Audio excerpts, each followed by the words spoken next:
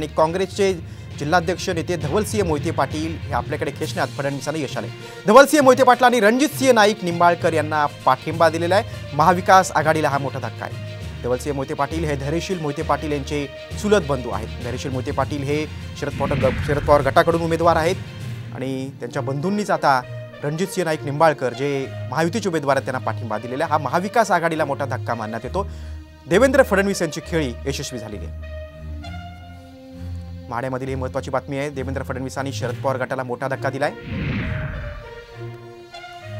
आपण अधिक माहिती घेऊया, आमचे प्रतिनिधी भारत नागणे आपल्या सोबत आहेत। भारत, हा महाविकास आघाडीला मोठा धक्का आहे, फडणवीसांची खेळी यशस्वी ठरली आहे।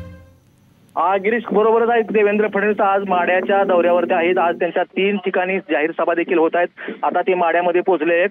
त्यांच्यासोबत महाविकास आघाडीतील आणि काँग्रेसचे नेते धवलसिंह मोहिते पाटील देखील सोबत आहेत। त्यांनी आताच महायुतीचे उमेदवार रणजितसिंह निंबाळकर यांना पाठिंबा दिलेला आहे। त्यामुळे कुठेतरी आता मोहिते पाटील घरात देखील आता मोठी फूट पडते की काय अशी शक्यता निर्माण झालेली आहे। त्यामुळे आता ह्या महाविकास आघाडीला हा मोठा धक्का म्हणावा लागेल। निश्चित भारत, तुम्ही सविस्तर माहिती दिलीत त्याबद्दल धन्यवाद।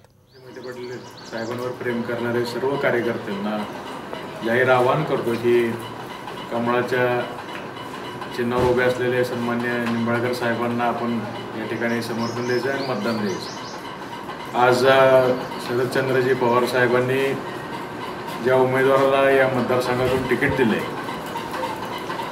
त्यांनी अतिशय या भागामध्ये एक दहशतीचं आणि दबावाचं राजकारण, लोकशाहीला मारक असं राजकारण गेले अनेक वर्षापासून या भागामध्ये चालू असताना त्याच्या विरोधामध्ये लढा देण्याचं काम आजपर्यंत आम्ही जनसेवेच्या माध्यमातून, काँग्रेस पक्षाच्या माध्यमातून केलं।